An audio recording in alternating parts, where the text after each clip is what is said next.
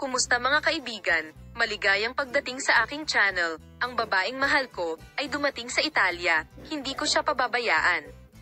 Ang sikat na aktor na si Ken Yaman ay nasa agenda sa bawat pagkakataon kasama ang kanyang pag-ibig. Muli na namang nabighani ng gwapong aktor ang kanyang mga tagahanga sa ipinakita niyang determinasyon sa kanyang kasintahang si Ozgay Girl. Narito ang mga espesyal na detalye na humuhubog sa aking romantikong ikot. Maaari bang ipahayag ni Yaman at Ozgay Girl, isa sa mga pinakapinag-uusapang mag-asawa sa mundo ng magazine kamakailan, ang kanilang pagmamahalan sa buong mundo?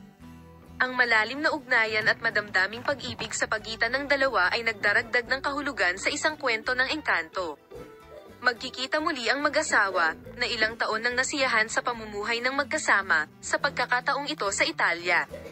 Ang business at entertainment trip ni Ozgay Girl sa Italy ay kinoronahan ng mapagmahal na pamasahe ni Ken Yaman.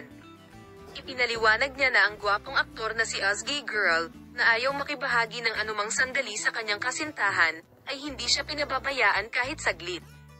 The moment he was with her for years, the point where he focused his eyes on them turned into an image that show how deep their love was.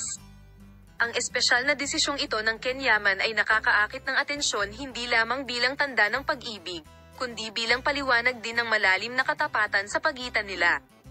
Sa isang eksklusibong panayam sa Mob Ilya Star Magazine, ipinahayag ng sikat na aktor ang kanyang pagmamahal kay Ozgay Girl at ang pananabik na naranasan nila sa kanilang relasyon sa Italia. Maaari bang ipakita muli ni Yaman Ozgay kung gaano katibay at tumatagal ang kanilang pag-iibigan sa pamamagitan ng pagsasabing, "Hinding-hindi ko siya pababayaan, siya ang kanyang pag-iral para sa akin." Pagmamahal at suporta sa isa't isa. Manatiling nakatutok para sa mga video ng Ozgay Girl at Ken Yaman, paalam.